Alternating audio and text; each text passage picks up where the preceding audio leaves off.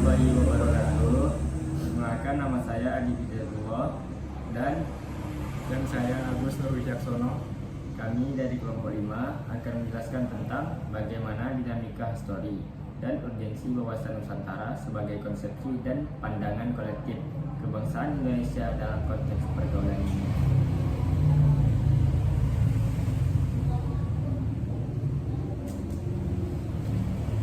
Latar belakang. Wawasan Nusantara merupakan wawasan nasional bangsa Indonesia yang selanjutnya dapat disingkat Wasantara. Wawasan nasional merupakan cara pandang bangsa terhadap diri dan lingkungan tempat hidup bangsa yang bersangkutan. Cara bangsa memandang diri dan lingkungannya tersebut sangat mempengaruhi keberlangsungan dan keberhasilan bangsa itu menuju tujuannya. Bagi bangsa Indonesia, wawasan Nusantara telah menjadi cara pandang sekaligus konsepsi berbangsa dan bernegara. Rumusan masalah ada 5. Yang pertama, bagaimana konsep dan urgensi wawasan Nusantara. Yang kedua, apa alasan mengapa diperlukannya wawasan Nusantara. Yang ketiga, apa sumber historis, sosiologis, dan politis wawasan Nusantara. 4. Bagaimana membangun argumen tentang dinamika dan tantangan wawasan Nusantara. Yang terakhir, bagaimana esensi dan urgensi wawasan Nusantara. Tujuannya, yang pertama, mengetahui konsep dan urgensi wawasan Nusantara. 2. Mengetahui alasan mengapa diperlukannya wawasan Nusantara. 3. Mengetahui sumber historis, sosiologis, dan politis tentang wawasan Nusantara. 4. Mengetahui argumen tentang dinamika dan tantangan wawasan Nusantara. 5. Mengetahui esensi dan urgensi wawasan Nusantara. Selanjutnya kita masuk ke pembahasan konsep dan urgensi wawasan Nusantara. Pengertian wawasan Nusantara. Secara etimologi, kata wawasan Nusantara berasal dari dua kata wawasan dan Nusantara. Wawasan dari kata wawas yang artinya pandangan, sementara kata Nusantara merupakan gabungan kata Nusa yang artinya pulau dan antara.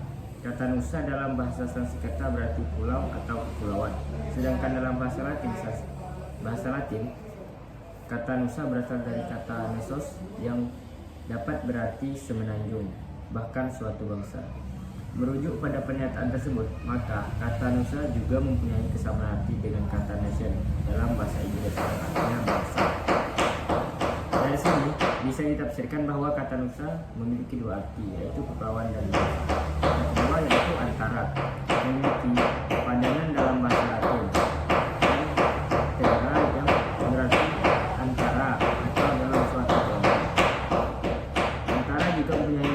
Sama dengan kata inter dalam bahasa Inggris yang berarti antara dan relasi. Sedangkan dalam bahasa Sanskerta, kata antara dapat diartikan sebagai laut, seberang, atau luar. Bisa ditafsirkan bahwa kata antara mempunyai makna atau bangsa-bangsa yang dihubungkan oleh laut. Nusantara berarti gugusan pulau yang diapit atau berada di tengah-tengah antara dua benua dan samudra.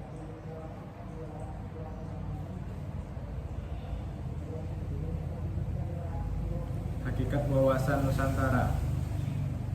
Kita memandang bangsa Indonesia dengan Nusantara merupakan satu kesatuan.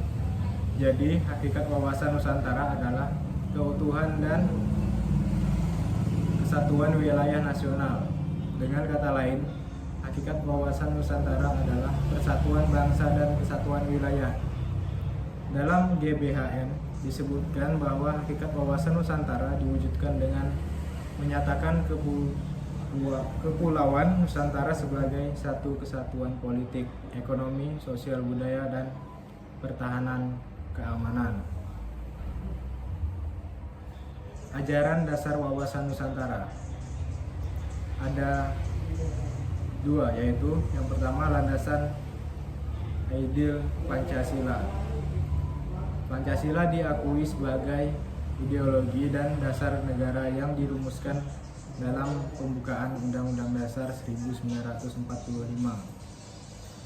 yang telah mencerminkan nilai-nilai keseimbangan, keserasian, keselarasan, persatuan dan kesatuan, kekeluargaan, kebersamaan, dan kearifan dalam membina kehidupan nasional. 2. landasan konstitusional Undang-Undang Dasar 1945.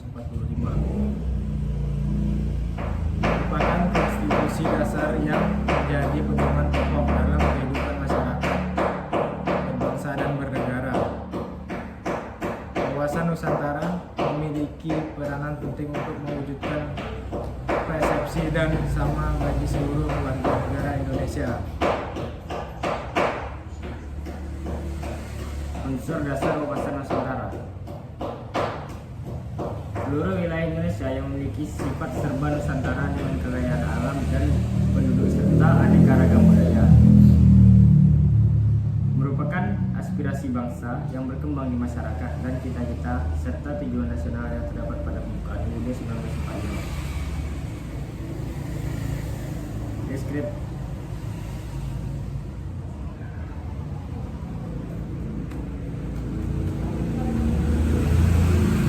Alasan mengapa diperlukan wawasan Nusantara. Sebelumnya, Anda telah mencari dan menemukan pengertian wawasan, termasuk arti pentingnya wawasan Nusantara dari berbagai sumber. Hal selanjutnya akan timbul pernyataan, misalnya, mengapa diperlukan wawasan Nusantara? Mengapa bangsa Indonesia harus memandang wilayah dan orang-orang di dalamnya itu sebagai kesatuan? Sebelumnya, bacalah dengan seksama cuplikan dari pidato Insinyur Soekarno tanggal 1945. Tanah air itu adalah satu kesatuan Allah Subhanahu wa Ta'ala membuat peta dunia, menyusun peta dunia. Kalau kita melihat peta dunia, kita dapat menunjukkan di mana kesatuan di situ. Seorang anak kecil pun, jika ia melihat peta dunia, ia dapat menunjukkan bahwa kepulauan Indonesia merupakan satu kesatuan.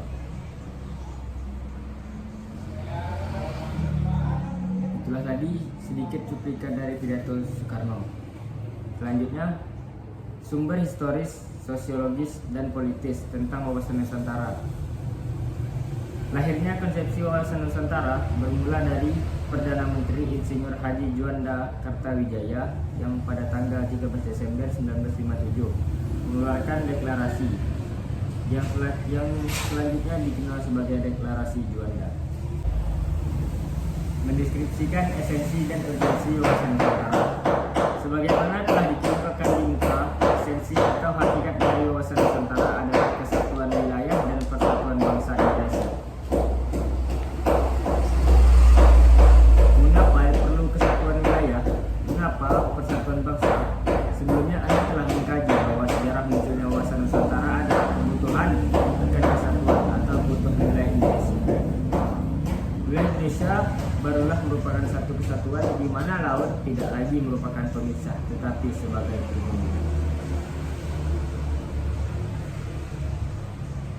Selanjutnya, fungsi wawasan Nusantara.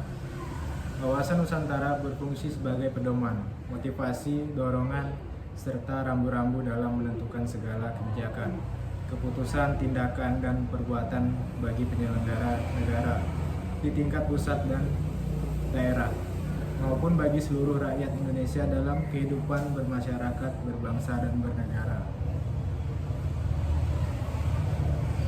Berikutnya, penutup.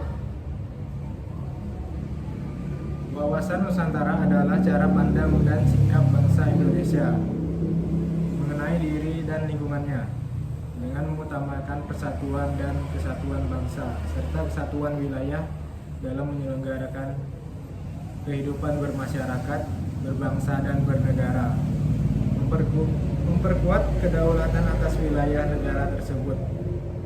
Dibentuklah undang-undang sebagai penjabarannya.